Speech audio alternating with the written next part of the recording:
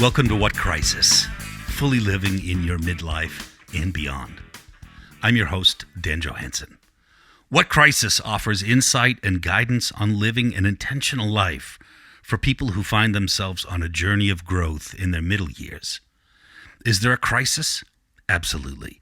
The crisis of realizing you're literally on the backside of your life and you haven't truly been living.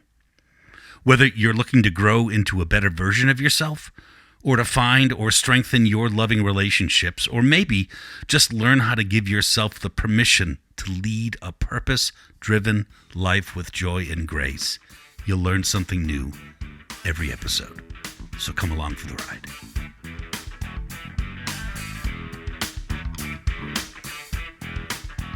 Oh, hey, it's next time already. I know, right? It's funny how that works. Just like that. So you're going to start thinking about these subtle ways we try to manipulate ourselves, right?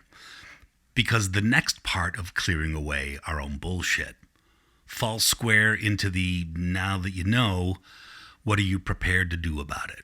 That type of dialogue. Self-awareness is quite the crisis in and of itself because the mirror is clean. You've showered off a layer of junk that no longer serves you as well. So what does serve you? This is a question a lot of us struggle with. What do I want out of life? And do I deserve it? You'll have to answer the first part of that yourself, but I'll answer the second with an unequivocal and enthusiastic, hell yes you do. So, my friend, what do you want? For a short minute a few years back, I watched this TV show called Lucifer. And Lucifer would often ask, Lucifer. He would often ask people, what is it that you desire? Sorry about that. To get the truth out of them. So for the sheer fun of it, by the way, if you want to call me Lucifer, call me Lucifer. On the show, his friends called him Lucy for short. If you're happier with that, then I'll be Lucy. Again, this is about your happiness, right? So what do you desire? I'll show you mine if you show me yours. So here it is. I was asked by my coach early on in our work together to put a list together of all the things I'd do if I found out I was going to die in 30 days. And I did, and we talked about it. And then he asked me to rewrite the same list, but now with a 10-year view. So then we compared the lists so I could come up with a plan for my life. For me, traveling was a huge crossover on both lists. And I promised myself that I'd go somewhere, anywhere, every 90 days. And I have. You know, it doesn't need to be big. Perhaps it's just a day trip somewhere. But getting out and seeing something new for the first time is the objective for me. You'll most certainly have your own. Either way, remember, inevitability is coming. We talked about that in episode 1, how everything ends. This is indeed the crisis of once you're aware, what are you willing to do about it? Okay, willing. So let's get back to that question of what do you want out of life? This is all about being honest with ourselves, right? And we are all in full acceptance of the mathematical and scientific truth of our age. So let's stay here on that a little bit. What would be on your list? Maybe like me, it's travel. Or maybe it's spending time with your friends or family. Maybe you want to learn a new language. Who knows? Maybe one of yours is you'd like to stop the world for a week and watch every Bond movie back to back with endless snacks and a case of your favorite wine. It's your list. Maybe you want to go see Springsteen in New Jersey or Arcade Fire in Montreal because you know that would just be the shit. It doesn't really matter what you want. What matters is that you want something and then you do it. You do the following. So come with me here. 1, embrace that you want to do it, whatever it is. And unless it's something that's got a real impact on someone else, just do it.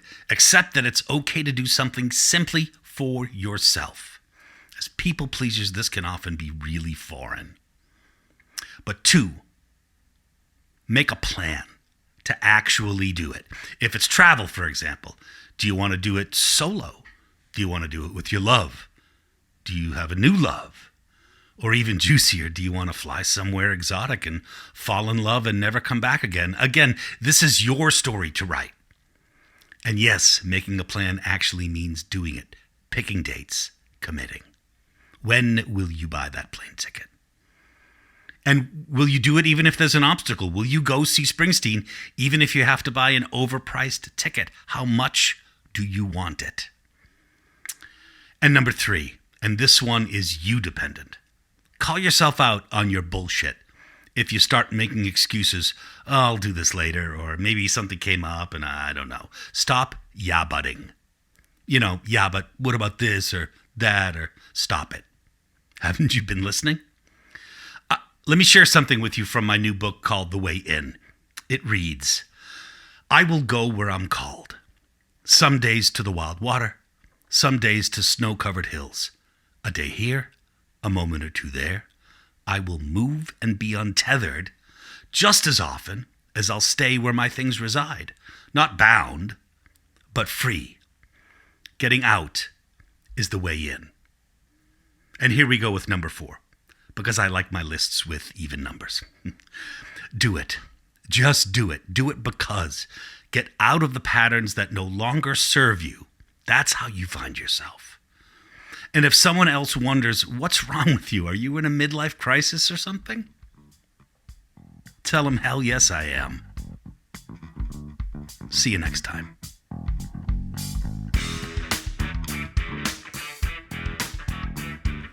Hey, thanks for listening and spending part of your day with me. If you like what you hear on the podcast, please subscribe. And if you're so inclined, since you like it anyway, please leave a kind review. For more information, follow me on danjohansson.com, where you'll also find a link to my brand new book, The Way In, which is out and available right now.